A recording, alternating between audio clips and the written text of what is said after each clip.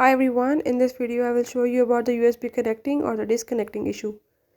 So if you're facing this problem like USB connects or disconnects in Samsung S24 Plus, I will tell you all the steps in this video with which you can fix it.